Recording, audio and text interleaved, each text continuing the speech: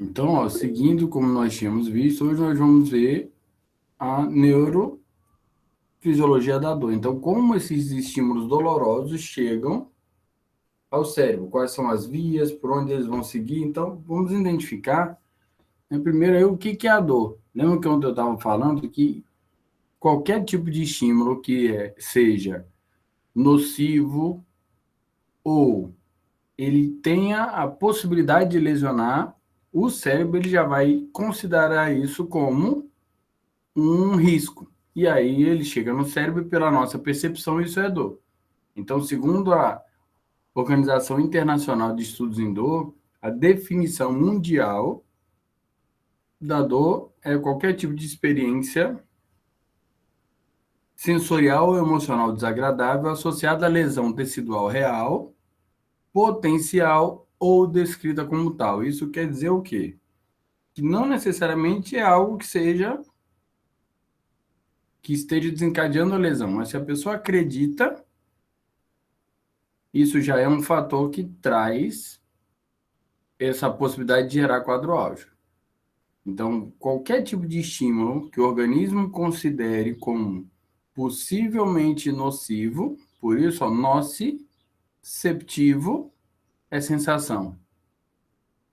Ele vai conduzir o cérebro a essa informação e o cérebro vai definir como um quadro de dor.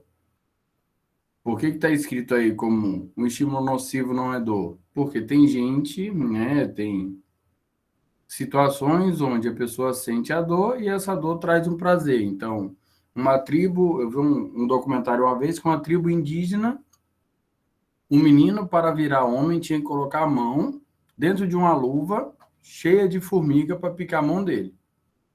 Ah, gerava dor? Gerava, mas era uma transição. Deixava de ser menino e passava a ser homem. Sei lá, era legal lá na tribo, por exemplo. Então, isso tinha uma conotação diferente na percepção dele, no estado psicológico relacionado ao quadro áureo. Então, a dor, ela tem um fator emocional também, ela não é só a condução da informação que está gerando a dor. Não, ela tem o fator de percepção muito forte relacionado ao quadro áureo. Então, quais são os receptores que nós temos, né, de maneira geral, para tanto interagir com o ambiente, para localizar nosso corpo no espaço, mas também para proteger a gente. Então, os mecanorreceptores, que vão estar captando pressão, tração, os termorreceptores, que vão estar captando a oscilação de temperatura, e os nociceptores, que são capazes de captar todas as outras informações. Então, o corpúsculo de Pacini, de Ruffini, de Meissner, eles vão captar especificamente algumas funções. Então, Pacini, ele vai captar vibração, vibração e um pouco de pressão. Ruffini, ele vai captar estiramento, mas as terminações nervosas livres vão captar o quê? Qualquer tipo de estímulo que atinja aquele limiar de excitabilidade perigoso, onde o organismo identifica como potencialmente lesivo, ele já vai conduzir como dor. Então, a terminação nervosa livre, ela é capaz de captar todos os estímulos que os outros receptores vão identificar. Só que ela só conduz à medida que esse estímulo chega em um nível lesivo ou potencialmente lesivo. Então, terminação nervosa livre, ela não vai levar ali o tato leve, não, não vai conduzir. Ah, uma leve pressão, não. A leve pressão vai ser captada por um receptor específico para isso. Mas se essa pressão exceder o limite considerado seguro pelo receptor, pela terminação nervosa livre, ele vai conduzir como estímulo nocivo para o cérebro, para que a gente possa se defender e ter essa percepção. Então, o que, que nós temos aí? Lembram lá das fibras? fibra A delta, fibra C. Então, nós temos os vários receptores. Então, ó, receptores musculares. Então, nós temos o músculo fuso neuromuscular, nós temos o tendão órgão tendinoso de Golgi, na cápsula articular Ruffini, Pacini, para perceber pressão, tração. Então, como vimos ontem, ó, a bainha de mielina mais espessa. Então, ele chega mais rápido à medula do que outros estímulos. Estímulo de pressão, ó, tato e principalmente pressão aqui. Eles vão conduzir essa informação também para a porção posterior da medula, que é a área da substância gelatinosa, como se fosse uma área de seleção. Recebe tudo, mas só vai conduzir um de cada vez. E nós temos aqui a fibra C sem bainha de mielina, que está conduzindo dor e temperatura. E os outros receptores que conduzem vibração, então são outras vias que estão levando essa informação. Então, para que a função de captação de dor aconteça, nós precisamos que exista, que tenha íntegra ali a capacidade do receptor, terminação nervosa livre, que está aqui, ó, captar a informação, e a via íntegra até o cérebro. Então, essa via preservada, ela precisa chegar na medula, da medula ela é enviada para o tracto espinotalâmico lateral, daqui ele sobe para o cérebro, para que essa informação chegue ao córtex cerebral e lá seja identificada como dor ou como temperatura. No caso da dor, lá nós vamos mensurar ou vamos identificar a característica dessa dor. Então, tem o relato ali de mensurar somente a de 0 a 10, é uma forma de fazer essa quantificação de dor, mas nós também podemos avaliar a característica dessa dor. Se ela é pulsante, se não é, se está irradiada, se não está irradiada, se tem parestesia envolvida, se tem algum tipo de coceira, se é uma pontada, se é constrictiva. Então, nós podemos avaliar a característica dessa dor. Então, quando nós perguntarmos isso para o paciente, a gente quer saber qual é a percepção dele relativa a essa dor. Então, uma das primeiras formas de modular o estímulo doloroso é impedindo que ele seja captado aqui. Outra forma, impedindo a sua condução até a medula. Outra forma, impedindo que a medula encaminhe ele aqui para o tracto espinotalâmico lateral, para que ele suba para o tálamo. Que na passagem pelo mesencéfalo, a gente possa inibir um pouco essa condução de dor, liberando endorfina. Que no tálamo não se conduza essa informação para o córtex cerebral. Então, todos esses pontos podem ser pontos de inibição de quadro neurológico, né, de dor, que a dor chegue no córtex cerebral. Então, o que nós temos aí para que essa informação nociceptiva se torne, né, um quadro álgico, ou chegue a ser interpretado? Então, o primeiro ponto é a transdução. Então, o que é isso? É o receptor ali ter a capacidade de receber um estímulo potencialmente lesivo ou lesivo e mudar a característica desse estímulo, ou pressão, ou tração, ou vibração, para que ele vire o potencial de ação. Então, a primeira coisa que precisa acontecer é o receptor estar captando essa informação. Então, o que nós falamos ontem do kinese. O kinese, ele, quando colocado na pele, ele também já é uma barreira aqui, mecânica. Então, ele também está servindo nessa inibição. Segundo ponto da condução. O segundo ponto para que a dor chegue, né? O estímulo nociceptivo chegue ao córtex cerebral, transmissão. Nós vamos depender do axônio, que está saindo daqui, ó. Então, o ovorreceptor, esse axônio, ele precisa conduzir informação para a medula, e da medula essa via vai subindo pelo tracto espinotalâmico lateral até, como o nome está dizendo, ó, saindo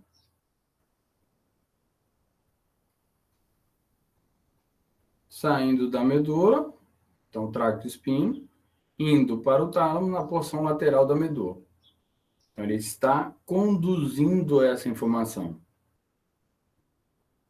Existe, né? À medida que essa informação chega aqui na medula, nós já temos a possibilidade de alguma modulação.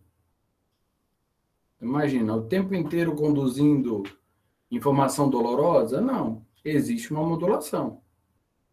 Tem muita coisa que é potencialmente lesivo, mas que na prática não gera dor. Então, modulação aqui, modulação no nível do mesencéfalo, para impedir essa captação de dor. E, por último, a percepção. Então, aonde é a percepção? A percepção acontece quando esse estímulo chegou aqui no tálamo e foi conduzido ao córtex cerebral. Então, a percepção é cortical. Aí que a gente identifica a característica, a natureza, a intensidade, as repercussões emocionais de qualquer evento doloroso. Então, sempre que houver uma dor, muito provavelmente ele traz algum tipo de sensação associada a essa dor. Então, existem questionários que vão quantificar, além da intensidade da dor, a percepção da dor, que é completamente diferente. A intensidade é o volume, dói muito ou dói pouco? É o 0 a 10. E o que ela está trazendo? A percepção. Então, fatores cognitivos, emocionais, que estão diretamente relacionados à dor. E fatores como, será que vai precisar parar de trabalhar para poder tratar essa dor? Será que, enquanto está em casa descansando, será que outra pessoa está trabalhando no meu lugar? Será que vou voltar a trabalhar normalmente? Então, esses fatores estão relacionados à dor, que podem agravar a dor ou minimizar a dor. Todos juntos aí? Tudo tranquilo? Alguma dúvida? Estão me ouvindo bem? Tudo certo? Sim, professor. Ah, Professor, tranquilo. Falei, eu acho que alguém ia falar alguma coisa. Professor, acho que foi Camila? Foi sim. Em relação de sentir dor, aí também a hanseníase, no caso, ela é ao contrário a isso aí, né? Perfeito, No caso, isso. Isso. Então, ó, vamos ver a hanseníase, por exemplo. A pele está aqui, ó, para que a gente entenda bem o que está acontecendo. Com todos, nós vamos ver alguns casos. Então, aqui está o braço lá do paciente. Qual é a característica da hanseníase? Ela lesa aqui, ó. Então, aonde tem uma mancha ali na pele, ela lesou quem? Os receptores. Nós vamos testar a sensibilidade acima. Tem preservado, sinto, sinto, sinto. Não sente nada, não sente nada, não sente nada, sentiu de novo. Tá? Então, a hanseníase, ela gera uma degeneração nesses receptores. Por isso que ela fica localizada ali em uma mancha, em uma região de agressão local, diferente de uma hérnia de disco. Então, uma hérnia de disco, ela já pode fazer o quê? Ó? A vértebra está aqui.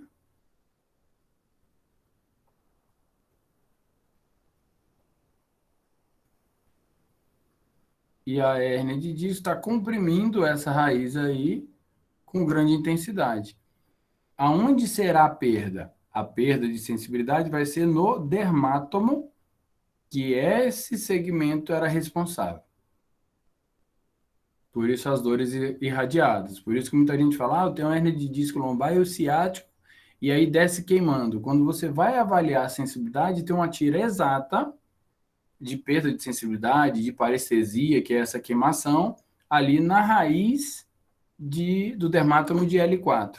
Então, você já sabe que o pensamento é entre L3 e L4 e está lesionando esse dermato. Então, é um comprometimento na transmissão. O paciente recebe, mas ele não consegue transmitir essa informação para o sistema nervoso central, né? Conduzir essa informação para o cérebro. Então, o receptor recebeu a informação, transformou o estímulo que estava sendo empregado em potencial de ação, conduziu a informação para a medula. Aqui já tem a primeira modulação. Então, nessa imagem está descrito só aqui, mas a gente sabe que no mesencéfalo também existe essa modulação. Então, o que seria essa modulação? Seria, está chegando aqui o estímulo nocivo, mas se chega junto aqui, tato fino, vibração, pressão, vai prevalecer qual das três? Vai prevalecer o que tiver maior bainha de mielina. Lembram? Como a fibra de dor tem uma bainha de mielina pequena, ela vai sempre perder aqui na modulação a prioridade de conduzir estímulo. Então, pode chegar aqui, ao invés de conduzir a dor, não conduz a dor, vem aqui e envia para o cérebro um estímulo tátil, um estímulo proprioceptivo, e a dor não é conduzida. Por isso, modulação. E por último, a percepção. Chegou, no córtex cerebral, você percebeu. O que é perceber? É receber o estímulo. Vou ampliar aqui um negócio. Vamos ampliar aí, com a microscopia. O perceber é isso aqui, É receber o estímulo e, através de várias sinapses no córtex cerebral, você chegar a uma conclusão. Baseado em quê? Nos neurotransmissores. Recebeu o estímulo, está doendo. Por que foi isso em mim? Machucou muito. Nossa, está bem dolorido.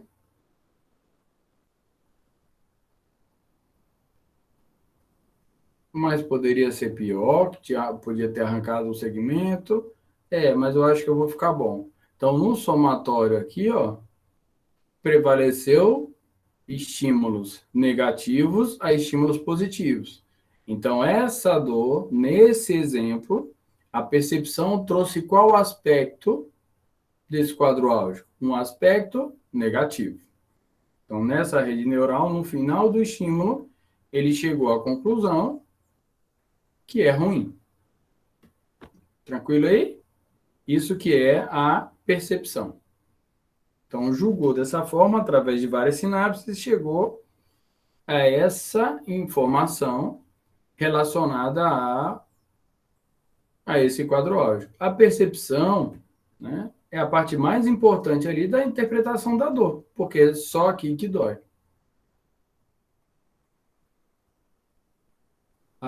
Aí o Iris deve resolver para você, tá, Rosângela? O Iris viu aí? A Rosângela não respondeu a frequência de ontem, mas ela estava aí que eu vi.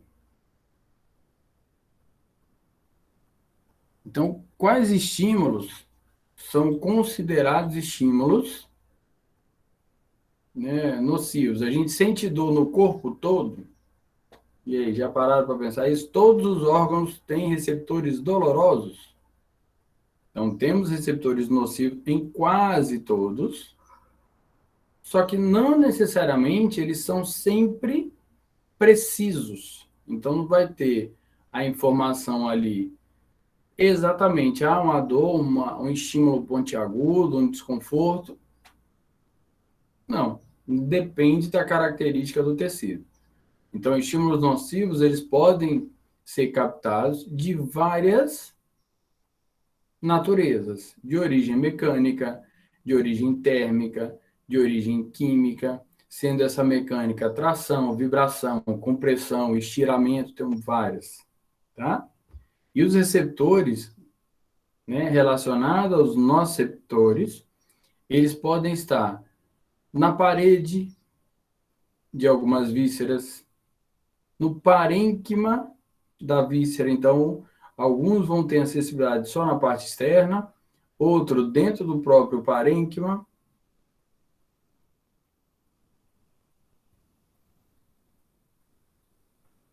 Então, a parte de córnea, osteoarticulares, relativos aí a mais de uma sensação.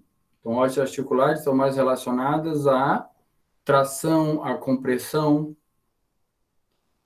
vasculares, cutâneos e na meninge. Sendo que o cérebro ele não tem receptor de dor, então o cérebro não dói. Mas eu sinto a dor de cabeça, por que é dar anestesia para fazer qualquer procedimento? Por que quem tem um AVC hemorrágico relata dor? Porque a vascularização dói, porque a pressão de um edema cerebral aperta a meninge e dói. Então, alguns segmentos não têm receptores precisos. A dor lá de um infarto dói, mas não dói exatamente no coração. Todo mundo sabe, ou imagina que está infartando porque dói a região do mediastino, da angina e dá uma dor irradiada para o braço. Tem outros que sentem nas costas. Tem paciente que acha que está com dor de estômago e está infartando.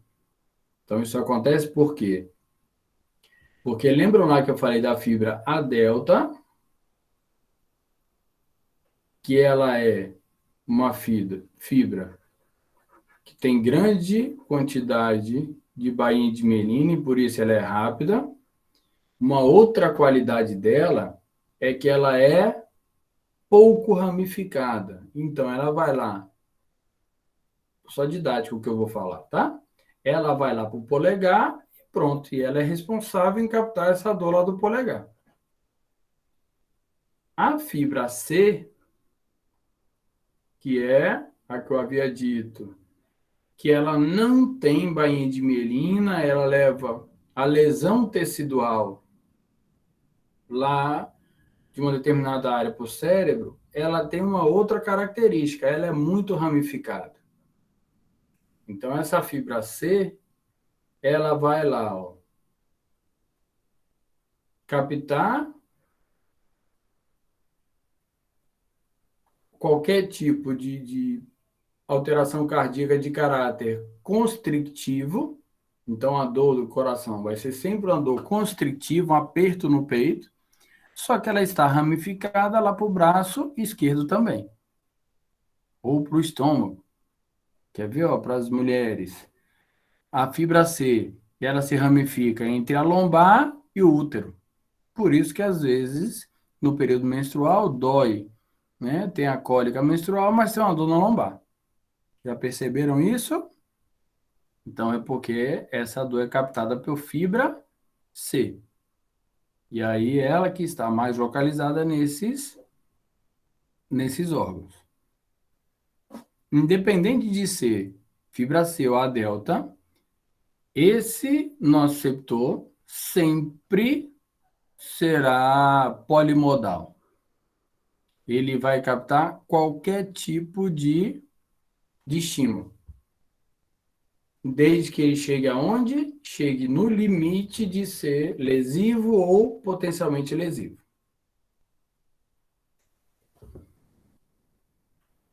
Certo aí? Então, o que é a dor em si? Ela é um estímulo puramente sensorial? Não. Sensorial é a parte mais tranquila dessa dor, que é a parte de sensibilidade. Mas é um dos aspectos desse quadro álgico. Então, motivacional, o que é isso? Só sente dor quem pode. A gente pensa, até parece. Eu já atendi paciente que, quando eu fui avaliar, eu vi que ela estava com um membro menor do que o outro. Fui avaliar direito, eu vi que era uma deformidade. Falei, a senhora já fraturou? Teve alguma coisa? Não, há um tempão atrás, quando meus filhos eram pequenos, eu lembro que eu tive uma queda e senti muita dor. Aí eu fiquei, né, tendo dificuldade para trabalhar, mas eu depois consegui, depois de um tempo, voltar a trabalhar e ficou meio assim, mancando durante muito tempo. Ela teve uma fratura, só que não buscou atendimento, porque precisava cuidar dos filhos e seguiu aí resistindo a essa dor e consolidou de maneira alterada essa fratura. Outros quadros que a gente também recebe, vocês já devem ter visto também, paciente que tá melhor e você vai dar alta, você dá alta e ele volta depois que piorou. Ah, por quê? Porque essa dor, ó, fez com que a família cuidasse dele de um jeito que ninguém nunca tinha cuidado antes. Então, a parte afetiva também está relacionada. Então, outro fator relacionado diretamente a esse quadro áudio. E o cognitivo, e aí? Vocês acham que tem a ver? Quem é que sente mais dor? Quem tem maior nível cognitivo ou quem tem menor nível cognitivo? Então, quanto mais a gente pensa, ó, mais dor a gente sente. Então, sempre maior nível de escolaridade, maior nível de cognitivo, gera maior percepção de dor. Só se a gente pensar já na gente. Antes de entrar na faculdade, na cabeça tinha o quê? Ideia. Aí depois você começa a entrar na faculdade, estudar anatomia, você vê que tem um monte de coisa. Aí sente uma dorzinha do lado direito da cabeça, próximo ao frontal. Pronto, você lembra de tudo que está lá dentro, da vascularização, disso, daquilo, seio da face, seio frontal. Eita, já não é uma dorzinha qualquer, que antes era uma dor legal que você não ia para a escola. É assim, pelo menos eu estou contando a minha história. Depois você começa a estudar, você vê que pode doer, o negócio pode ser pior um pouco. E vai ficando com mais medo. Então, o que que nós temos aí? Quais são os tipos de dores? Então, nós vimos que o estímulo pode ser de várias formas diferentes e ele pode ser considerado rápido ou lento. Então, uma dor pode ser rápida ou aguda, né? Ou lenta, ou também chamada de crônica. Tá? Nós vamos ver que algumas vezes esse agudo e crônico se confunde um pouco com o tempo também. Por isso que às vezes é melhor a gente usar rápida e lenta para poder reconhecer a anatomia dessa captação, o que faz com que a gente comece a perceber aonde está o comprometimento, por que está tendo esse comprometimento. Então, a dor rápida é uma dor, como eu falei ontem, protetora. Então, ela tem que ser rápida e chegar logo no sistema nervoso para poder te proteger. Então, a área sensibilidade está aqui, só aqui em cima que vai doer. Só aqui que vai gerar dor. Tirar essa seta parecendo que é diminuição de dor. Então, o que que seria a dor rápida? Ela rapidamente entra. Vou botar aí um segmento qualquer. Finge que é um braço isso aqui.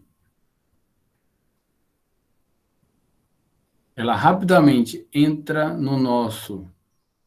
Ó, é captada pelo sistema nervoso periférico, a terminação nervosa livre. Entra na medula, lá na região do H medular, já faz a sinapse com o neurônio ascendente, que compõe o tracto córtico, desculpa, espinotalâmico lateral. Ele dá outra paradinha aqui, que é no tálamo, para ver mesmo se você quer sentir a dor, e ele chega aqui, ó. Rapidão. Então, duas sinapses, três neurônios a um estímulo. lesivo chegou aqui e na mesma hora chega no cérebro. A gente não pode esquecer ainda que nós temos o arco reflexo. À medida que chegou aqui, estimulou neurônio eferente, já tirou o braço daí sem a gente saber o que está acontecendo, e a informação foi lá para o córtex cerebral. Certo? Isso aí é uma dor rápida. Por quê? Isso aí, em milésimos de segundo vai acontecer, você, na verdade, tira o braço sem saber o que aconteceu. Qual é a diferença aí da dor lenta? Tá laranja. Os mesmos receptores estão aqui, só que agora não tem bainha de mielina. Então, a fibra rápida, ela tem bainha de mielina. Então, o estímulo é saltatório, é rapidão em todo esse trajeto. Beleza. E a fibra C não tem bainha de mielina. Então, a informação está vindo aqui, entrou na medula. Segue até compondo também espinotalâmico lateral, só que quando chega no tronco encefálico, ela já se separa. Então, por que ela é lenta? Porque ela não vai direto lá para a área de dor. Ela passa estimulando aqui formação reticular, então ela vai agitar, vai tirar o sono, ela passa pelo hipotálamo, vai alterar a frequência cardíaca, vai alterar pressão arterial, dá uma resposta simpática, como palidez. Ela vai passar pela parte de emoção para depois chegar na área de dor. Então, a fibra lenta, ela traz uma repercussão neurológica muito grande. Então, ela tem, né, uma repercussão emocional, ela tem uma alteração na atenção. Então, as dores mais incapacitantes no trabalho ou no dia a dia, no aprendizado, são as dores decorrentes do dano tecidual. Não é uma dor rápida, não é uma topada que vai interferir no aprendizado, no desempenho funcional. É uma dor proporcional ao dano tecidual. Então, essa dor lenta, ela vai informar o cérebro que, ó, essa agulha lesionou tantos tecidos. Então, está relacionado também ao processo inflamatório. Ou se perpetuou esse estímulo, como exemplo. Sinalizou aí que tinha essa dor, tem a vertente emocional, mas percebeu que recebeu mais atenção da família. Ó, percebeu que recebia o salário de maneira integral em casa. Ó, um monte de recompensa neuroquímica legal. O que o cérebro pode fazer? Criar essa rede neural fixando esse quadro neurológico de dor de maneira crônica, porque está tendo repercussão neurológica positiva. Fala aí, Gabriela.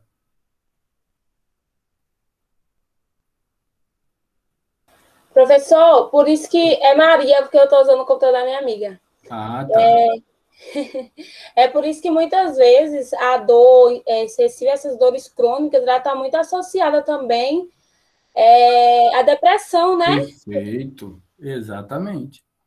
E a gente não sabe ainda qual é a ordem.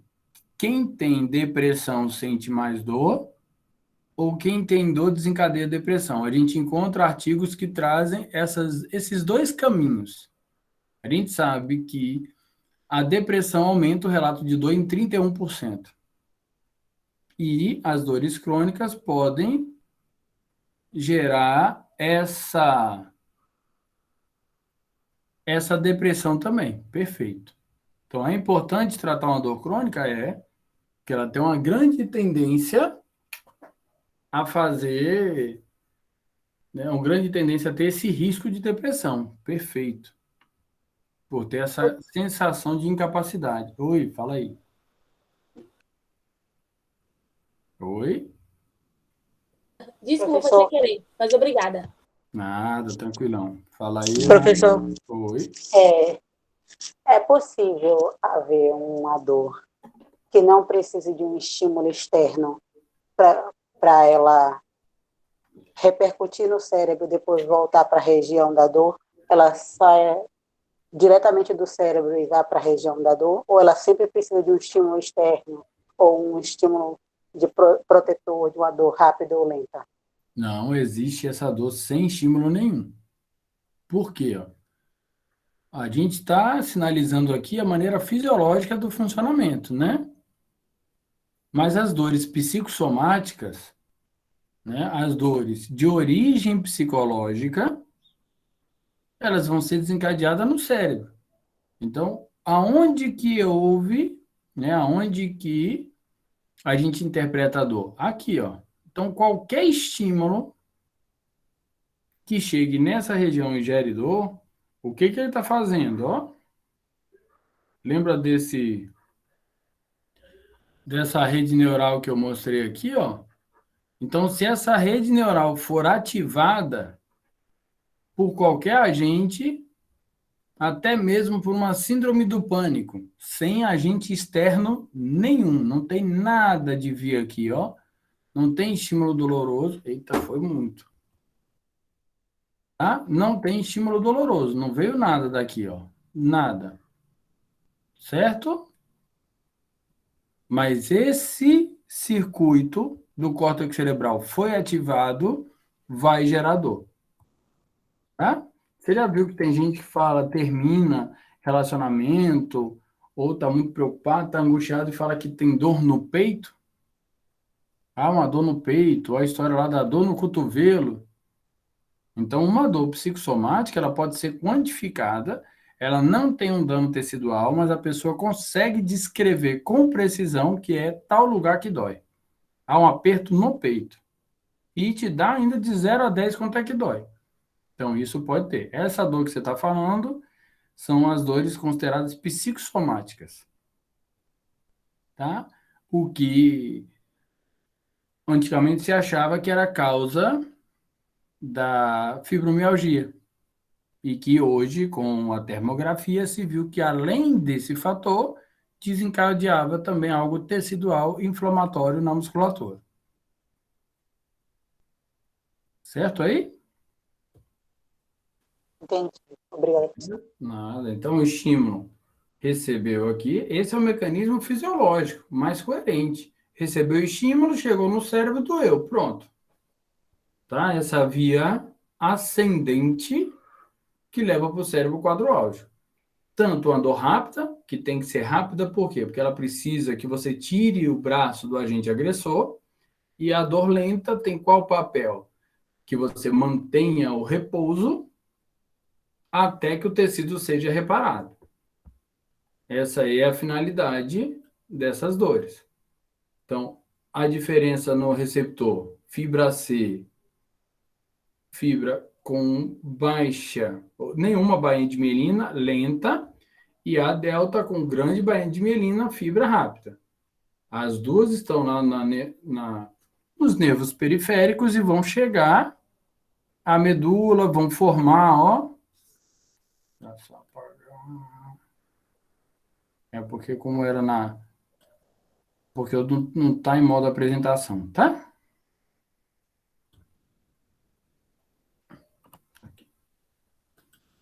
Para que eu possa ler as mensagens de vocês. Então, aqui, ó, veio fibra C, a delta, entrou na medula e formou o tracto córtico-espinhal para chegar no tálamo, e vai ocorrer também uma nova modulação para que chegue no córtex cerebral. Chegou no córtex, vai doer. E vai doer quanto? Não sei, depende da percepção. Tá? Então, a dor é muito relativa, muito individual. Então, o que precisa acontecer aí para que a gente identifique como dor? Tá? Então, nós temos lá os receptores, como eu falei, que vão decodificar a informação e vai conduzir pelas vias. Tanto A delta quanto C. Beleza. Vai ser enviado para a medula. Da medula segue formando lá o espino talâmico lateral, tracto espino talâmico lateral, que conduz essa informação. Perfeito, ótimo. No tronco encefálico, o que acontece? O que eu falei lá da divisão da via, né? Alguns autores trazem como a via neoespinotalâmica, que é a dor rápida. Então, o que que essa via neoespinotalâmica é responsável? O que que ela precisa fazer? Ela precisa enviar para o cérebro de maneira mais rápida a dor. Para quê? Para que você possa se defender dessa dor. O único local de modulação que ela ainda passa é pela substância cinzenta periaquedutal. Então, por que esse nome de periaquedutal? Porque ela está em volta do aqueduto cerebral do mesencéfalo. Então, o que que essa substância cinzenta faz? A pessoa sofreu um acidente e se machucou em vários locais. Ela só vai ver o local de maior gravidade, de maior agressão. Os outros serão inibidos. É um dos exemplos onde a gente percebe ela. E a outra via, palio espirotalâmica, vai fazer o quê? Vai conduzir a repercussão dessa lesão. Então, ele vai levar a dor lenta. O quanto de lesão que esse comprometimento desencadeou. Então, para onde ele vai levar a informação? Ele leva para o córtex? Leva. Mas ele leva para o córtex sensorial somente? Não. Ele leva para todo o sistema límbico. Então, isso quer dizer o quê? Quer dizer que essa dor lenta, ela vai trazer repercussões emocionais. Então, dá tristeza, né? Predispõe, como você falou, a depressão, altera, né, pressão arterial, altera a glicose. Então, aquele paciente que está sendo tratado, que todo dia você vê, a pressão está alta, a glicose está alterada e nada melhora, mas é um paciente ortopédico, essa dor pode fazer isso. Passa na formação reticular. Por que que os questionários de dor, muitas vezes perguntam, e como é que está o sono? Porque se ele passa na formação reticular que está no tronco, ele não vai ter um sono normal. A formação reticular, qual é o papel dela? Ativar o cérebro. Então, se ela ativa o cérebro, ele fica ali naquele quadro de agitação e não consegue dormir. E também passa pelo hipotálamo. Então, altera a glicose, altera a sede, altera a fome, altera a pressão arterial. Então, toda a homeostasia é alterada. Então, uma dor lenta, uma dor crônica, ela tem essa característica. Então, uma repercussão muito mais negativa para o paciente esse quadro do que a dor rápida. A dor rápida é tranquilão. Deu agora, bateu, localizou, se protegeu, pronto, espera para ficar bom. Só que proporcional à extensão desse comprometimento, tem todas essas repercussões associadas. Então, que a gente às vezes pensa, a via de dor leva lá informação dolorosa. Beleza, se fosse só informação dolorosa, para a área de sensibilidade, estava tranquilo.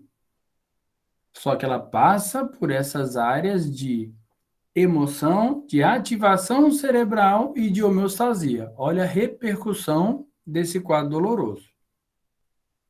Certo? Aí já tiveram algum paciente com um quadro assim? Qual que você vai perceber? Aquele paciente não colaborativo, né? Que é o poliqueixoso, que muitas vezes o pessoal fala, reclama de tudo. Imagina essa dor passando pela parte emocional dele, alterando fome, alterando sede, alterando pressão arterial, glicose, não deixando ele dormir direito. Tem como ele ser colaborativo e tranquilo?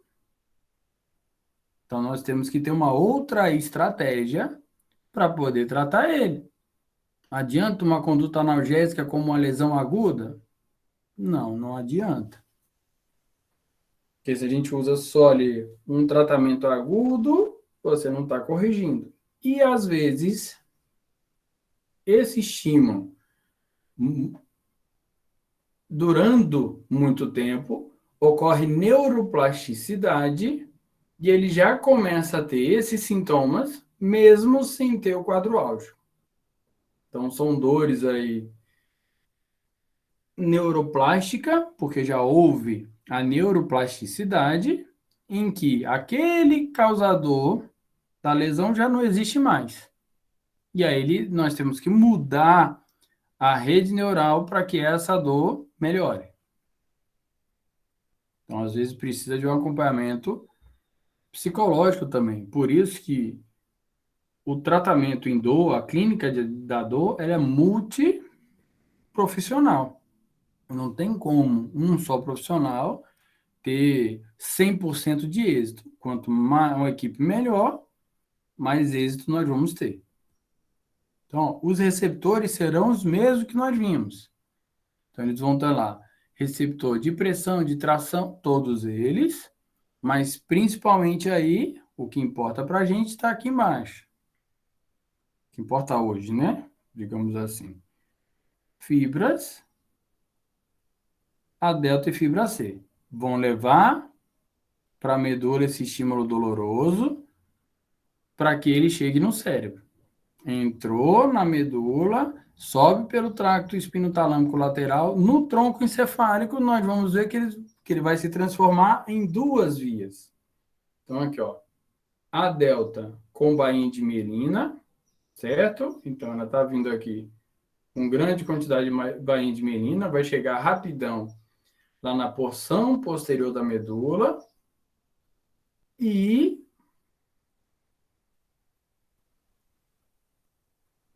a fibra, vou botar na cor que está ali aqui para ficar melhor para ver. E a palha espinotalâmica está aqui, ó, em verde, sem bainha de mielina. Então, o que vai acontecer? Vamos ver a delta, que está aí em azul. Olha o trajeto do estímulo. Olha como ele vai ser rápido.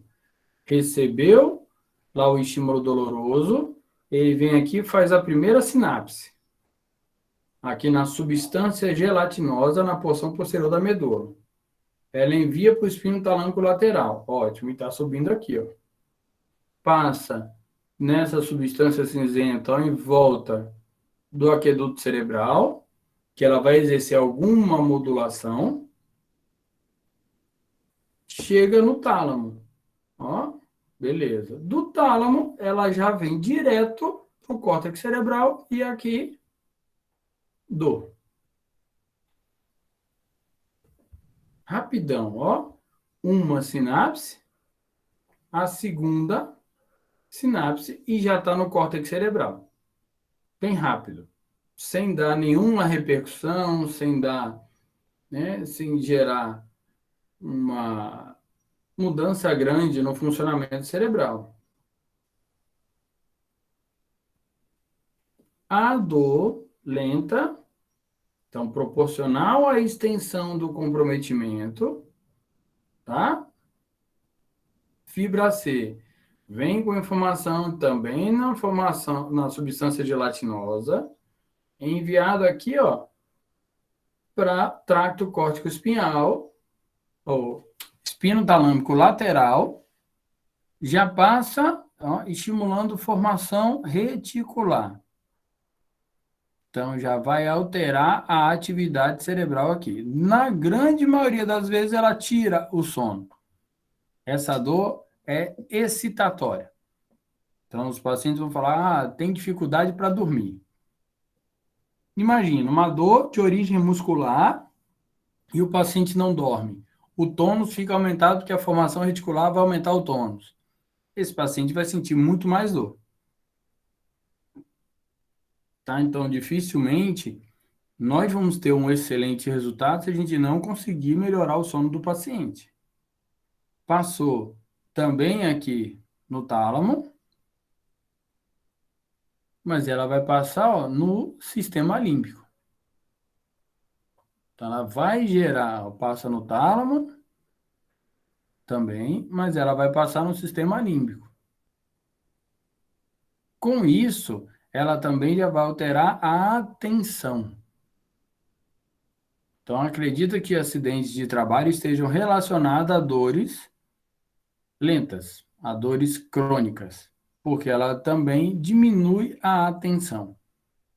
Você está gerando uma repercussão emocional negativa, a atenção vai estar diminuída. Olha o que nós vamos ter de diferente aí.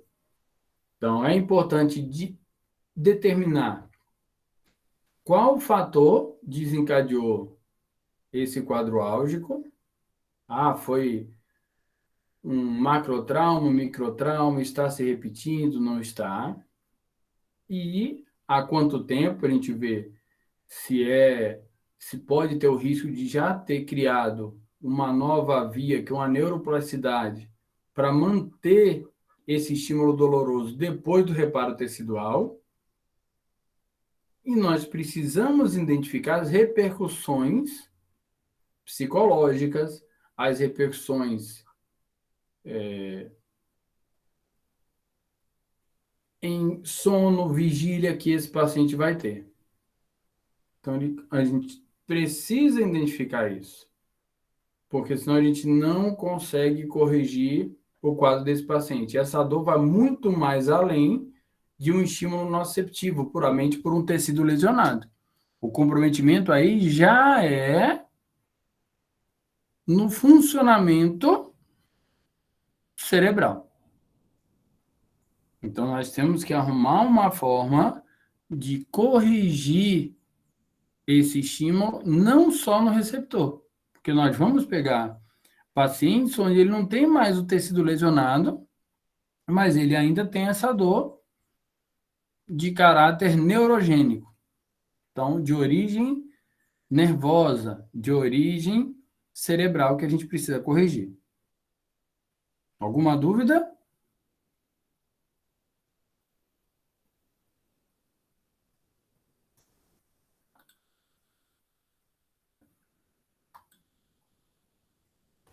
Professor, Oi. o paciente que sofreu, vamos supor, uma amputação, que tem aquela dor fantasma, Isso. como é, como é que chega esse estímulo, que ele ainda sente a dor naquele membro que ele não tem mais? Beleza. Então, aqui, ó, digamos que esse segmento aqui seja o braço do paciente. Ele amputou aqui, ó. Então, ó, vou botar. Beleza. Então, amputou nesse nível. Então, a gente pode considerar que aconteceu o quê?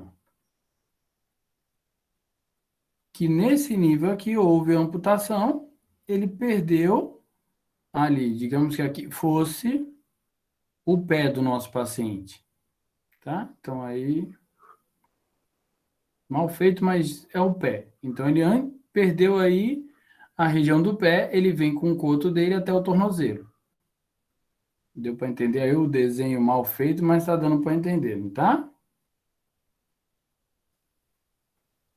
O que que acontece? Esse estímulo, beleza.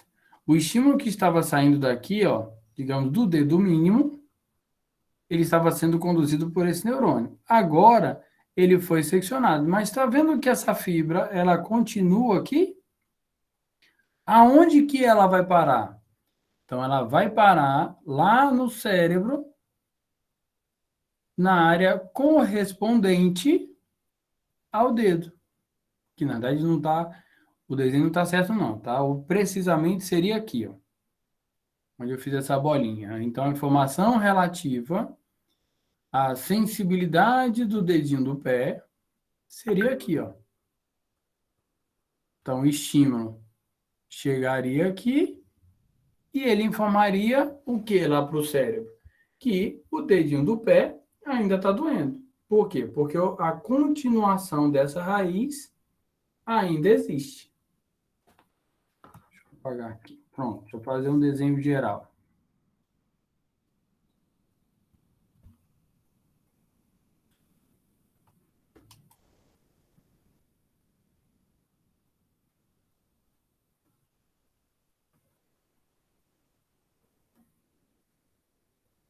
Então, ó, cérebro está aqui. Motricidade e sensibilidade. Então, na área de sensibilidade, nós temos aqui a área da mão, a área do rosto, a área do tronco e lá no meio a área de perna e pé. Né? Essa informação vai precisar descer e vir para o corpo. Então, vamos botar lá, como está ali a mão. O braço, pronto. O braço do paciente está aqui. O polegar. Está aqui a informação. Então, ó, o estímulo que saiu do polegar, ele está seguindo aqui para aqui no tálamo, aonde ele vai? No polegar. Beleza. Certo? Outro neurônio aí que está captando a sensibilidade ou dolorosa, qualquer função. Está saindo aqui do dedo mínimo.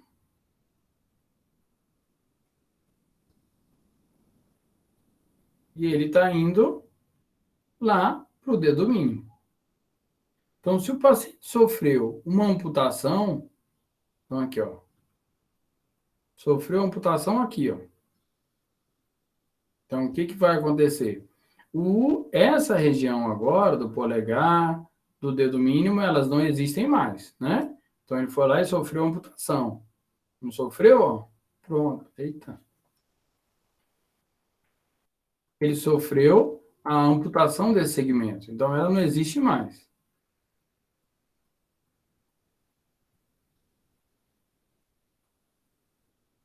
Não é isso? Mas o neurônio que sai dessa região, ele vai continuar o seu papel daqui para cima.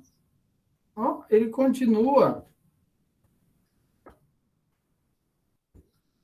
daí do segmento residual do coto para cima. Então, qualquer estímulo que for empregado aqui, ó, na porção distal desse coto, ele vai ser conduzido. Para onde ele vai levar a informação no cérebro? Ele não era responsável pelo polegar? Ele vai continuar informando o polegar. Ó, tá doendo lá o polegar, mas não existe mais polegar. Por isso, do fantasma. Ou sensação fantasma, dor quando for dor, sensação quando ele localizar ainda o corpo no espaço. É fisiológico.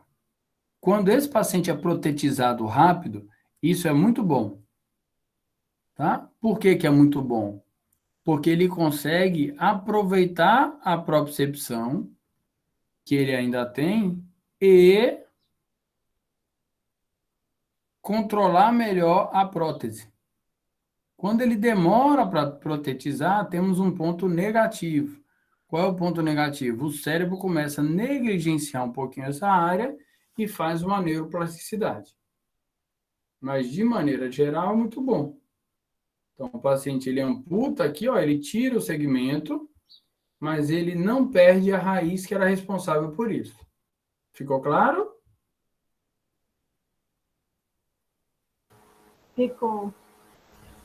Tá? Então, e se o paciente chega para a gente, vamos aproveitar aí, estamos falando sobre dor, e fala que está morrendo de dor aí no polegar. Então, a queixa dele é uma dor intensa no polegar. Ó, meu polegar está me matando. E é esse paciente aí. O que que nós podemos fazer para gerar analgesia?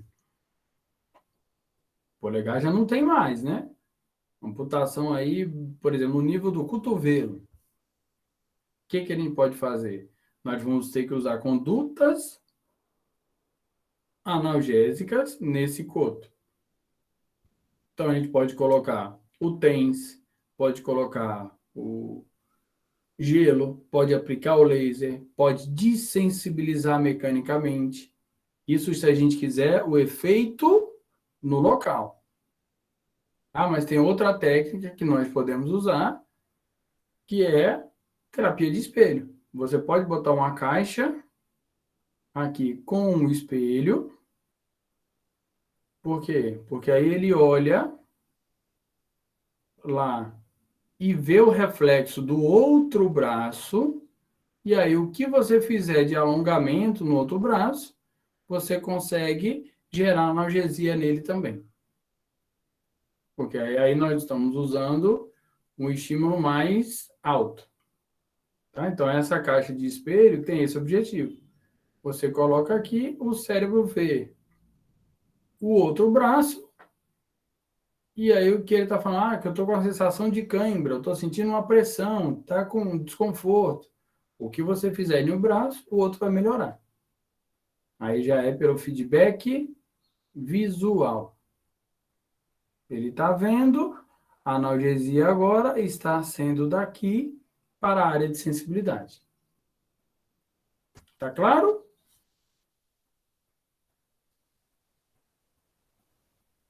Também. Então, essa reprogramação neural, você pode utilizar, já que esse quadro álgico, né, principalmente se ele demorar, né, ele já houve essa reorganização cerebral, a neuroplasticidade. Então, você vai precisar trabalhar em cima disso. Se for mais precoce, essa neuroplasticidade ainda não ocorreu, então você tem bons resultados ainda na periferia. Se você protetizar logo, pronto, ótimo, você não vai ter essa reorganização cerebral. Demorou, vai precisar reprogramar.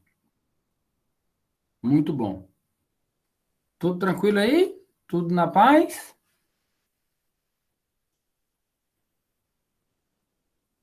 Sim. Tranquilo. Ótimo. Então, ó, essa amputação, essa dor, vai sempre depender disso.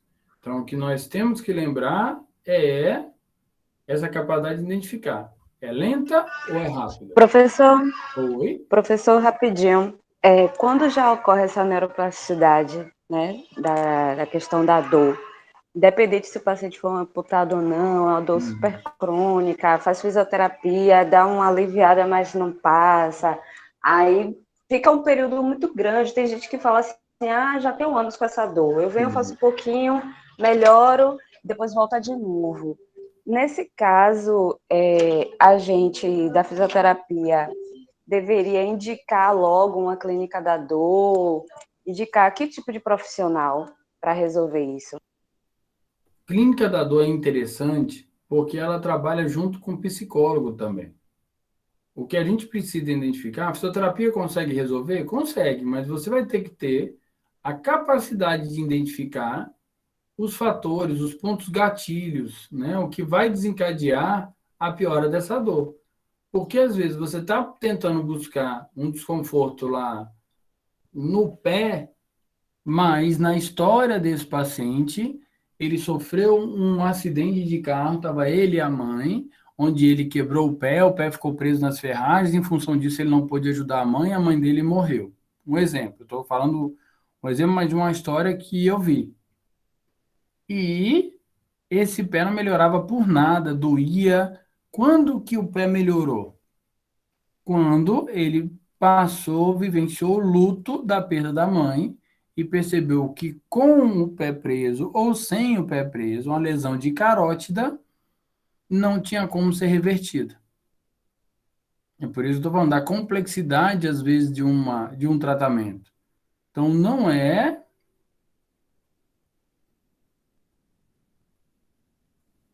um quadro, né, às vezes, simples de ser tratado.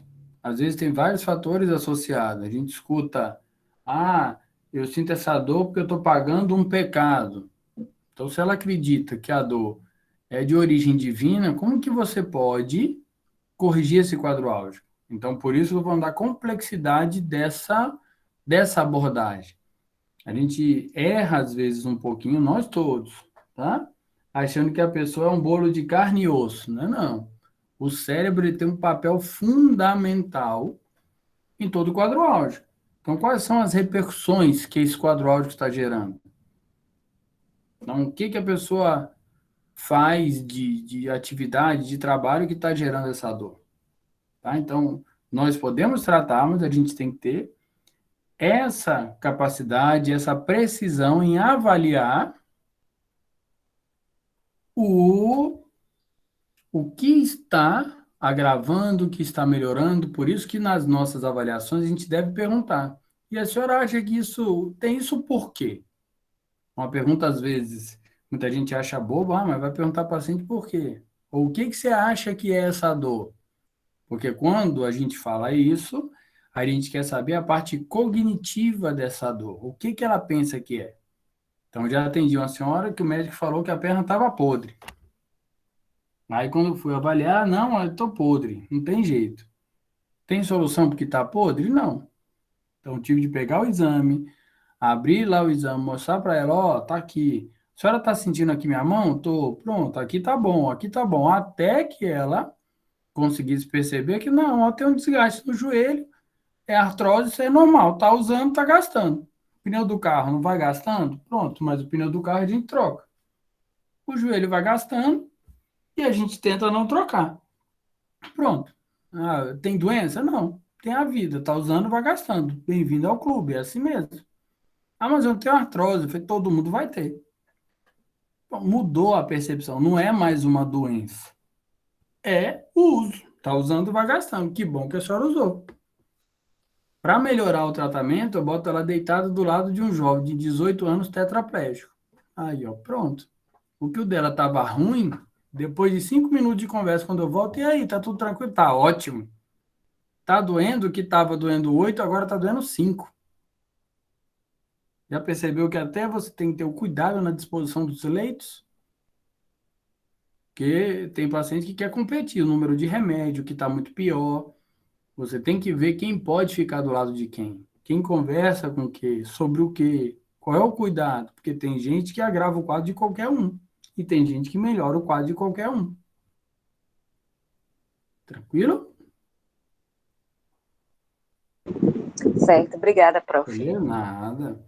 Então, ó, o Leandro perguntou ali, professor, então não quer dizer que um paciente hipotetizado não vai desenvolver uma dor fantasma. Não, não necessariamente. Pode, protetizou ele rapidão, ele reconheceu aquele segmento como dele, acabou. Ele vai ter a sensação fantasma, mas não necessariamente vai ter dor. Ó, tem uns filmes interessantes sobre isso, viu, Leandro? 127 horas, é bom de ver, e o que te faz mais forte. Muito bom.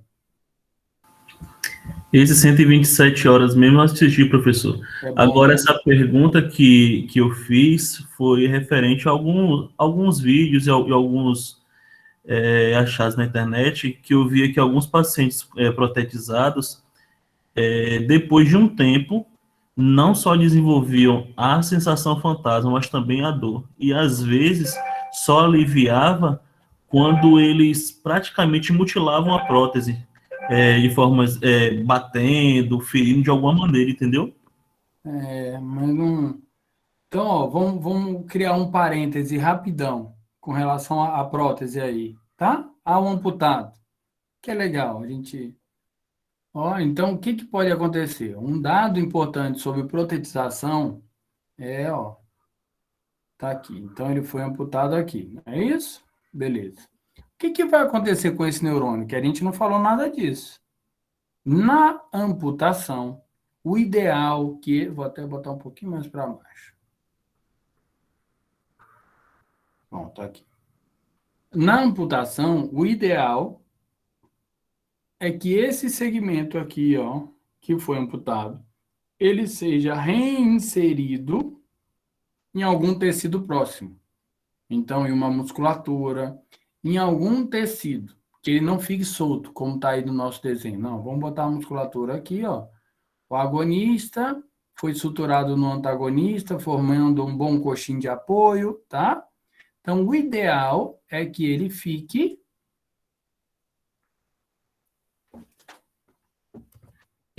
aqui inserido. Por que que isso é importante? Porque todo nervo, né, toda a via periférica, o que que ela vai fazer? Ela vai querer crescer. Ela queria crescer e seguir aqui, ó, para reinervar o segmento amputado. Então, como que nós podemos inibir isso? Nós não, né? O médico lá na cirurgia pode inibir isso. Reinserindo esse nervo em algum local que iniba esse crescimento. Se essa inervação ficar solta aqui, ó, vamos colocar, o que que pode acontecer? Isso aqui, ó. O axônio, ele está tentando crescer para seguir lá para o polegar, aonde ele deveria estar, lembra que é do polegar? E ele forma um neuroma nessa região. Isso aqui vai gerar dor. Por isso esse relato que você encontrou de que é muito comum ter dor crônica a longo prazo, porque qualquer nervo, qualquer axônio cresce 1 milímetro por dia, depois lesão periférica. Então, se você conseguir inibir isso, né, que é pelo procedimento cirúrgico, tem autores que trazem que é essa reinserção em um segmento, para que ele cresça e pare de crescer,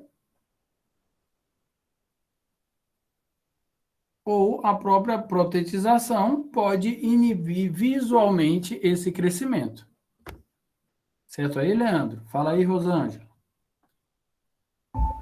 Ô, professor, e se um cirurgião não fez esse procedimento, que no caso, geralmente eles fazem ou eles deixam sem fazer? Normalmente faz, tá? Nós não vamos saber nunca. Normalmente eles fazem, mas nós não vamos saber nunca. Tá? Entendi.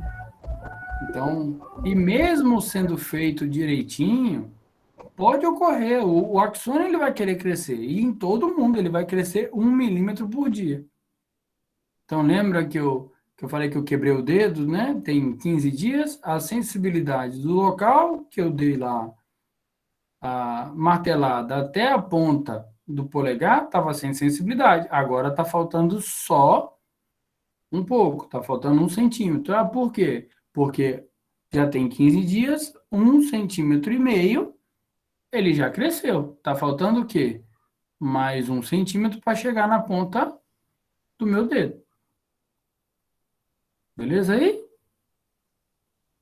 Então, podemos usar ultrassom aqui, né? A dessensibilização do coto, a bandagem compressiva, né? Tem um monte de coisa que é usado no amputado, também com esse papel de inibir esse crescimento. E também de tornar o coto cônico para a gente poder protetizar. Certo aí? Então, por isso que ele está em autores que trazem, não, vai ter. Tem uma forte possibilidade de existir. Mas tem pacientes que não tem nada. Certo aí? Tudo na paz? Então, ó, lembrando da captação. Então, dor rápida, maior bainha de mielina, dor lenta, menor bainha de mielina. Os dois vão entrar na medula, formando o tracto espinotalâmico lateral e no nível do tronco encefálico vão se separar. Fibra C passa pelo hipotálamo, pelo sistema límbico, gerando várias alterações emocionais, que são as características emocionais ou de sensibilidade dessa dor.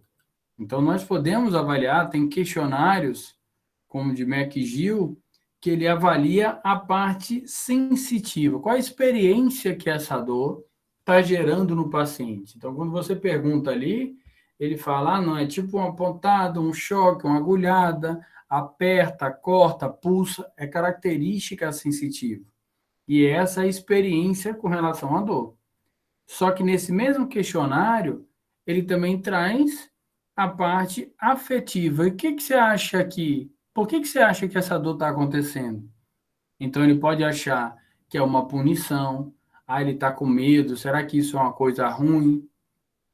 Ele fica ali, me aterroriza quando eu vou sentir a dor. Tem paciente que tem síndrome do pânico, prevendo que a dor vai acontecer.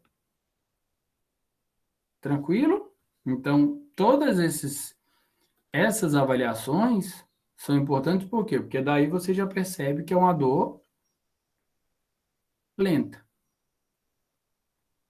As várias substâncias que podem potencializar, como eu falei ontem, né? E agravar essa sensação da dor lenta.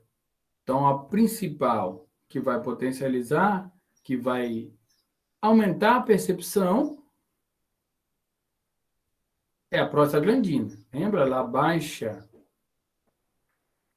o limiar de dor e a partir disso a gente consegue ter estímulos que antigamente não iriam gerar dor, agora vão gerar. Então, aqui é o que vocês vão encontrar, né, em várias vias, vários livros, né, o que tem aqui, o que a gente consegue ver? A divisão dessas vias.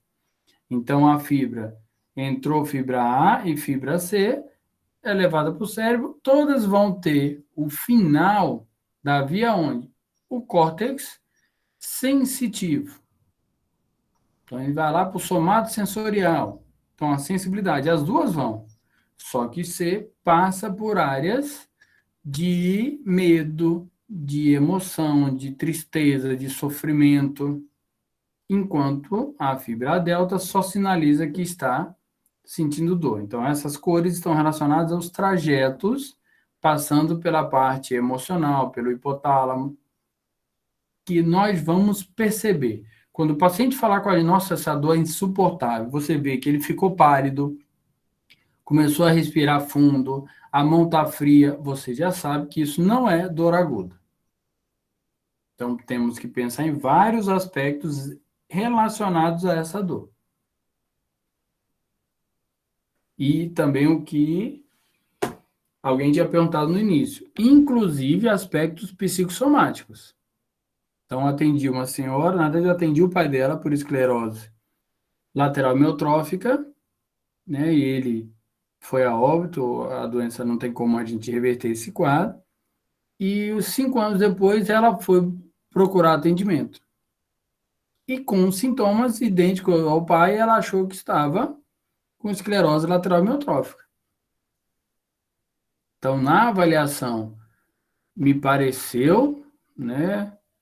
Na história, no relato, pareceu parecido, mas no exame físico não tinha nada. Então, como ela conhecia bem os sintomas, ela somatizou todos os sintomas do pai. Eu segui atendendo um pouquinho, mas para tirar isso da cabeça dela, porque ela não tinha, no exame físico, fraqueza muscular, não tinha nada, nem reflexo alterado, nada que justificasse esclerose lateral amiotrófica. Tudo em paz aí? Então, ó, a fibra rápida, como o nome está dizendo, rapidamente vai para o cérebro. Três neurônios e 2 sinapses. Pronto. Primeiro neurônio, sistema nervoso periférico, entrou na medula. Segundo neurônio, da medula até o tálamo. Terceiro neurônio, do tálamo para o córtex cerebral. Imediatamente a informação chegou no cérebro e você já sabe exatamente onde está a dor. Então, nenhum paciente vai errar para a gente qual é a causa da dor. Se ele falar que a dor está em tal lugar, pronto, perfeito, você sabe. Ah, não. Alguém tem dúvida de onde tomou uma vacina? Não, ninguém tem dúvida de onde tomou a vacina. Né? Agora, dor lenta, ela vai ser proporcional a quê? A extensão do dano tecidual. Quanto maior o dano, maior a dor. Então, se tem lá, acabou de bater, quanto mais sangue na região, quanto mais hematoma roxo ficar uma região, maior vai ser a lesão que o próprio sangue vai desencadear nos tecidos em volta. E aí vai dar uma dor mais intensa. Proporcional à lesão desse tecido. Vai liberando prostaglandina, prostaciclina, bradicinina, um monte de outros mediadores químicos para que o reparo tecidual aconteça mais fácil. E vai seguir com essa liberação até que troque prostaglandina por histamina, como nós vimos lá na fase subaguda do processo inflamatório. Só que essa fibra C, Assim como a delta, ela é polimodal, então tem vários estímulos diferentes que podem ativar, só que ela é ramificada. Então, por ela ser fortemente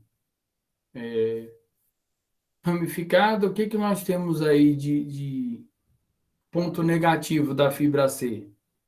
Ela vai inervar um segmento, como eu dei o exemplo ali, ó, o coração. Então, ela inerva o coração, mas ela também pode inervar uma parte do braço. Ela também pode inervar a região epigástrica. Então, quando chega lá no cérebro, vai doer o quê? Vai doer essas três regiões, porque se ele é responsável por essas três áreas, quando ele chega no cérebro, ele ativa essas três áreas. Ah, chega lá a raiz no útero, mas também vai para a região lombar.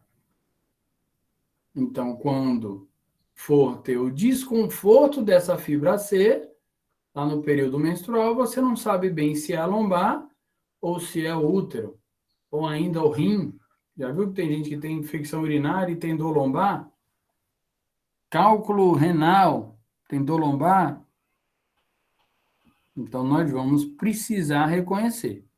Então, o que que nós temos aí? Os mecanismos, como eu já falei, vou até passar, relativo à dor. Os mediadores químicos, como eu mostrei anteriormente também, tem uma lista enorme de agentes que por si só vão desencadear dor, mas a gente leva muito em consideração a prostaglandina, porque ela sensibiliza a terminação nervosa para todos os outros agentes químicos também. Então, além dela diminuir o limiar ali para agentes mecânicos, ela também potencializa a resposta a agentes químicos, podendo gerar um comprometimento maior.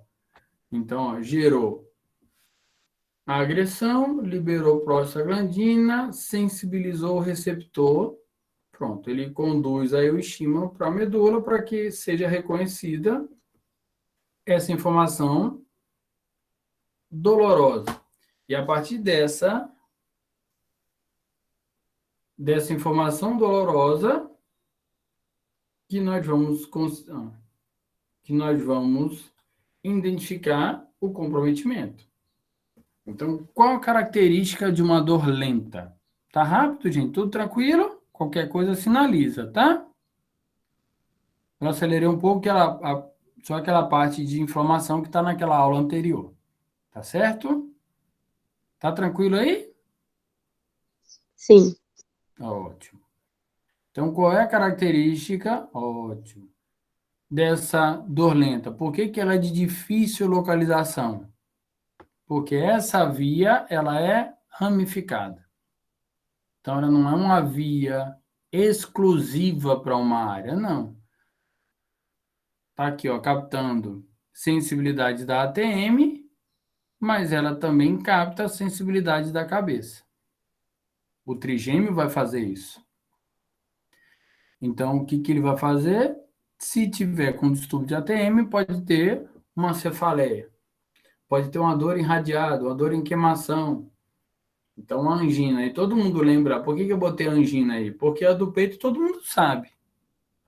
Porque ninguém quer errar essa. Agora, do cálculo biliar, não. Então, já vi gente trocar sutiã um montão de vezes, porque a dor do cálculo, né, na vesícula, dá no meio ali da torácica, justamente onde fecha ali o sutiã, e a pessoa acha que é o sutiã que está apertando, que está desconfortável, troca o sutiã, troca, até tirar a vesícula e todo o sutiã ficar bom. Então, precisamos levar isso em consideração. Essas dores são conhecidas como dores referidas. Ele refere em um ponto, mas a causa mesmo está no outro. Então, o paciente vem para tratar a lombar e o comprometimento não está na lombar. E aí, se você usar o TENS, por exemplo, nessa lombar, ela não vai melhorar. Por que não vai? Porque ele está referindo em um ponto, né? Um ponto, nesse exemplo aqui, um ponto de pele, um desconforto do estômago, mas na pele ele não tem nada. Bem, né? A gente também tem a dor irradiada, mas pelo menos está seguindo um determinado trajeto. A referida não segue trajeto nenhum. Então, ali o desconforto, né? A causa cardíaca pode dar, ó, essas várias dores referidas. Ó. Por quê? Imaginem a raiz nervosa vindo aqui e se ramificando entre essas vias. Ó. E aqui no coração. Certo aí? Então, temos várias dores referidas. Olha aqui, só para a gente ficar tranquilo. Então, o órgão e a possível dor referida. Então, o coração, nós podemos ter, ó, do lado esquerdo, no braço esquerdo, no alto das costas, pulmão e diafragma na região cervical, estômago, ó, que todo mundo aí conhece, dor no estômago, porque ele mais ou menos está na região mesmo do estômago, ó, parte renal, então você pode ter, né, na região lombar, uma dor referida às vezes um pouco mais abaixo. Então nós vamos encontrar vários quadros de dores referidas. Então o pessoal de osteopatia conhece muito bem essa localização dessas dores referidas. Por quê? Porque muitos dos tratamentos que a osteopatia faz, ou a osteopatia visceral, vão corrigir essas alterações ou vão usar esses pontos para avaliação. Então, aqui, ó, interessante, ovário. Então, tem pessoas que têm ovário policístico que sabe quando está ovulando. Ah, não, estou com uma dorzinha aqui, ó, eu estou ovulando. Então, às vezes você escuta falar, mas está brincando. Não, a pessoa conseguiu fazer essa relação. É preciso? Não, não é preciso. Por quê? Porque essa mudança da raiz pode acontecer. Então, a dor aguda é pontual, a dor crônica, ela pode ter essa variação, ter essa dificuldade na localização. Certo aí? Alguma dúvida? Tudo na paz? Então, quando o paciente chegar, estou com uma dor lombar, não pensa só na coluna lombar, não. Às vezes é uma infecção urinária, às vezes é um cálculo renal, às vezes é uma alteração no ureter, que também dá dor aqui no alto do quadril, não está nem localizado aí. Então, você pode ter um outro comprometimento maior relacionado a essa dor. Uma dor no ombro, né? Não necessariamente é o trapézio. Então, a gente pode avaliar todos esses aspectos também. Então, sempre que pensar em dor, vamos pensar se é rápida, se é lenta, se está gerando repercussão emocional. Imagina o desconforto aí, uma fibra C e um determinado órgão ainda gerando a repercussão emocional. Uma dor de estômago que gera... Olha o ciclo grave, muitas vezes, de sofrimento que isso pode gerar. Uma dor de estômago conduzida por fibra C, relacionado a uma gastrite. Esse estresse vai ser enviado para onde? Lembra que vai para o sistema límbico, vai para o hipotálamo, sistema límbico, aumenta o estresse. Se aumenta o estresse, aumenta o cortisol. Aumentou o cortisol, você aumenta o metabolismo, porque você precisa produzir mais ATP, precisa de mais glicose, você aumenta a acidez do estômago. E vai piorar a dor do estômago, e vai aumentar a estimulação cerebral, que vai necessitar de mais estímulo para produzir ATP, que aumenta a acidez do estômago, e aí vai acabar quando isso? Precisa quebrar esse ciclo. Nós precisamos quebrar esse ciclo. Como? Depende do profissional que você vai buscar. Então, diminuir o estresse, corrigir a acidez do estômago, a gente tem que fazer alguma coisa. Tá? Tranquilo aí?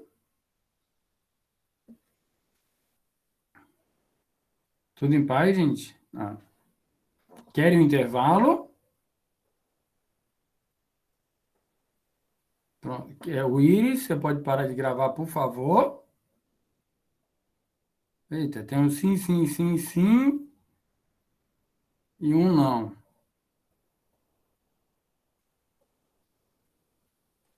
Professor, só uma pergunta. Pode falar. Eu tenho uma colega que ela sente fortes dores na região dos romboides. E aí ela relatou, né? Ela pediu para fazer uma avaliação nela. Aí eu fiz os testes específicos dos membros superiores para ver se tinha problemas no manguito rotador. Não referiu nenhuma dor nem nada. E aí ela sempre me queixa dessa dor nos romboides. Aí eu fiz agulha, acupuntura, fiz aurículo, fiz liberação, fiz tudo, ela melhorou. Na outra semana, ela continuou referindo dor. Ela disse, Camila, minha dor aumentou, não sei o quê. Aí eu fui ver, eu disse assim, o que é que você trabalha? Ela falou que trabalhou no cartório há 2 anos, digitando. E aí, quando eu fui avaliar a postura dela, as vértebras dela são um pouco rodadas, né? Não sei se é esse nome específico que dá. Pode Ela ser. tem um pouco de gibosidade do lado esquerdo. E aí eu falei assim, mulher, eu acho que tu tem um desvio postural. Aí ela falou assim, será? Aí quando eu fui avaliar ela, realmente ela tem. E aí eu já disse para ela poder fazer o RPG ou procurar um especialista para poder estar fazendo um ortopedista, para estar podendo fazer um raio-x, uma tomografia ou ressonância desse local para a gente tirar essa dúvida, para ir poder tratar, né, o melhor. E ela falando que sente fortes dores, e eu falando, vá procurar. E ela, há um ano, quase atrás, ela teve uma queda de moto e ela tá com o joelho, ela teve uma fratura no joelho, ou, uma fratura não, ela teve uma inflamação no menisco e foi tratado com fisioterapeuta. E aí ela sente dor ainda nesse local. Aí eu falei a ela assim, que devido ao joelho, pode ter ocasionado tudo isso aí desencadeado, né? Uma mudança Porque uma dor leva postural. a outra. Isso. Aí eu disse a ela que poderia ser postural devido ao joelho, que o joelho também influencia bastante. Aí você Isso. falando aí da dor, eu vou avaliar agora de novo esse Ó, negócio e do sabe o que você estímulo. pode fazer no caso dela aí do joelho, para ver se é isso? Você pede para ela um sapato, um tênis que ela usava antes do acidente. Então, um exemplo, ó, eu vou desenhar aqui. Ó, então, o tênis que ela usava antes do acidente, ele era assim, vamos botar a sola aqui, ó. E ele era gasto dessa forma, ó. Se a gente olhar, vamos botar aqui de frente, aqui o lugar do cadastro e tal. Não sei se está muito bom, estou narrando para que vocês visualizem o que eu estou falando, tá? Que pode não estar bom. Pronto. Então ele era mais gasto desse lado pela descarga de peso dela, do padrão dela. Se você perceber que depois do acidente, agora o tênis dela, que era gasto dessa forma, agora está assim, ó. Ela houve grande mudança biomecânica. Isso vai gerar uma grande repercussão na dor. Então, você pode usar também o calçado para saber se houve essa mudança. É uma forma de você avaliar. Alongar a musculatura, ver a amplitude de movimento se está preservada de maneira bilateral, ver se ela realiza rotação de maneira ideal, ver o que está acontecendo ali com ela de maneira geral e ver pelve. Se houve um desnível pélvico, o que está acontecendo a partir do joelho dela. Ela tem Tranquilo aí? desvio pélvico. Tem o quê? Tem desvio também pélvico? Tem. Aí você tem que saber se é agora atual ou não. Porque tudo isso já pode ser compensatório. Então, mudou a biomecânica, né? Isso vai gerar uma dor em vários pontos. Entendeu Tá aí? bom. Entendi, professor. Obrigada. Beleza. O Iris, você tá aí?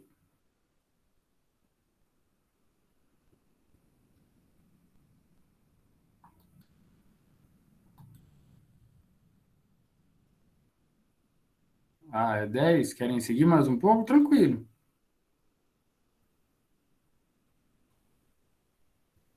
Cadê? Acho que o Iris não tá.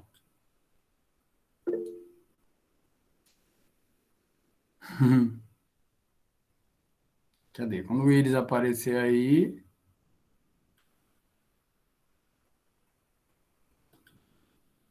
Tá aqui.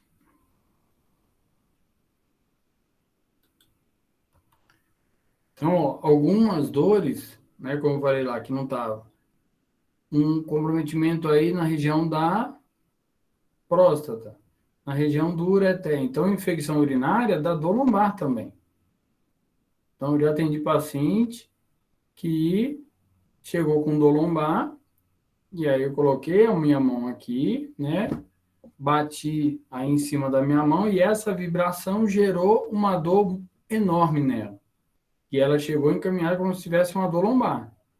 Aí depois desse teste, eu perguntei, ó, quando a senhora urina tá ardendo, tá sentindo alguma queimação?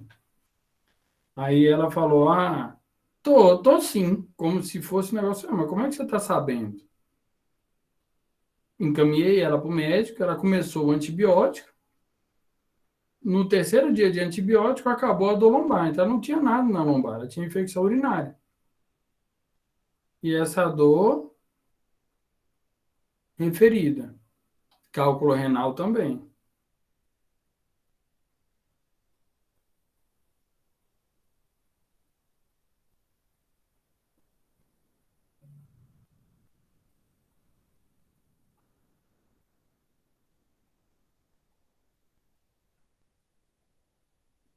Professor? Oi?